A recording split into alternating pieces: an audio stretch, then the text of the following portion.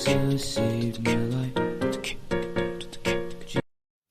Hey everyone, this is Warren with unashamedofjesus.org making a new video for you today, and just showing my new shirt I got today. Jesus takes naps, so should we. I love naps, but thank you for coming back and joining the channel. I know I pick on a lot of the fallen mainline denominations, including the Catholic Church, have become woke, have been infiltrated by the LGBTQ community, but now, what about the cult groups? What about Seventh-day Adventists?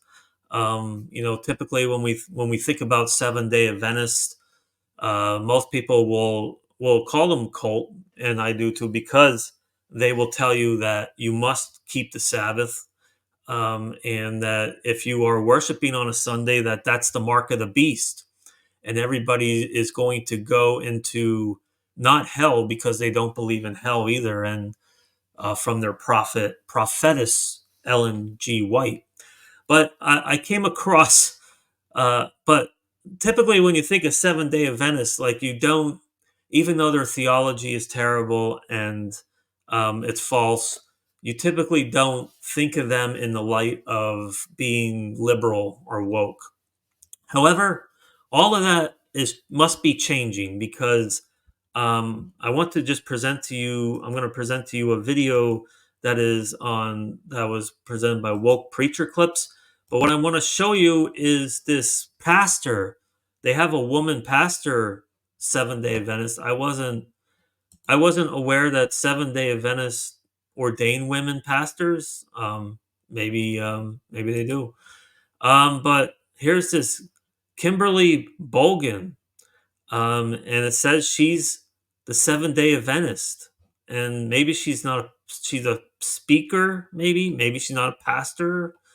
I don't know. Oh yeah, she is a senior pastor here. Seventh-day Adventist senior pastor. So apparently, Seventh-day Adventists are now ordaining women also. But what I want to show you, and that's not the root of what we're going to watch here, is the root of this is apparently she recently gave a speech about Kamala Harris, and so let me bring up this clip here, and this is Very own Kamala Harris. So let me go back here This a little week, bit. it has. Okay, so here we have the Seventh-day Adventist Church podium here. I believe this is in Colorado. This is the woman pastor here, and let's hear what she has to say. Been incredible, saints of God. We are in the midst of a moment in history where the chains of limitation are being shattered, where barriers that once seemed insurmountable are crumbling to the ground. Our nation stands at the edge of a breathtaking cliff, poised to leap into what could be a new dawn. We are living in a time when a Black woman, our very own Kamala Harris, Vice President Kamala Harris, could be on the cusp of making history. You know I had to talk about it today. You got a woman as your pastor.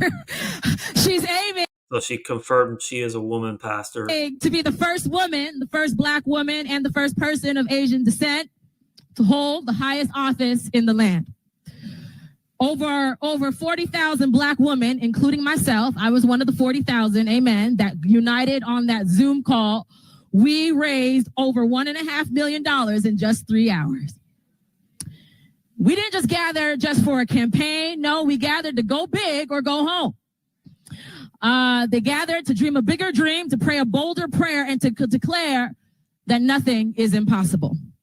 Now, let's be clear, saints of God. This message today is not about politics. Whether you're a Republican or a Democrat, doesn't matter to me. This message is not about telling you who to vote for. I just want y'all to vote when the time comes.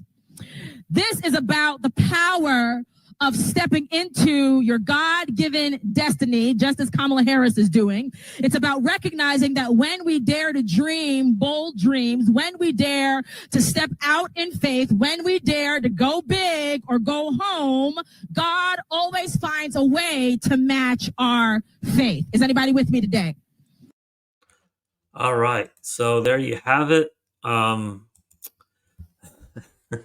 Not only is Seventh-day Adventists now ordaining women, I guess, but they are diving into politics, and not only diving into politics, they are supporting the most probably radical liberal presidential candidate in American history, at least.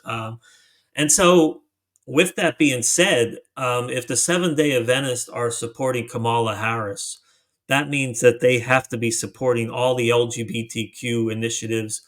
They have to be pro-choice. They have to be in indwelled with Planned Parenthood.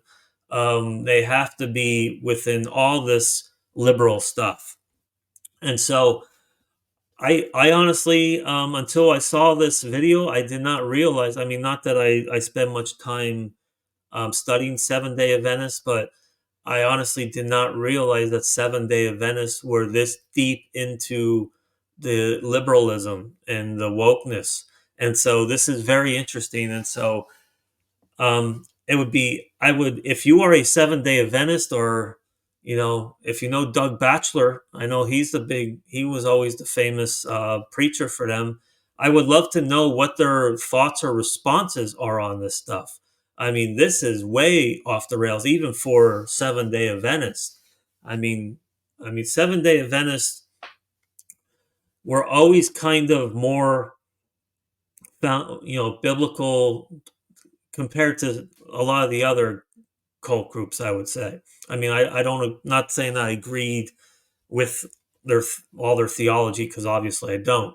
But this is pretty interesting, and so this is a direction where we are seeing going, not just the mainline denominations, not just the Catholic Church, but now we are seeing the cult groups now are becoming woke, and they are all, and so also going into this, as most of you know, that new book dropped, Shepherds for Sale, and it's being talked about everywhere. And I bought myself a copy, and I am currently reading it, and I hope to get through it. I want to try to obtain it, the knowledge, the wisdom in it.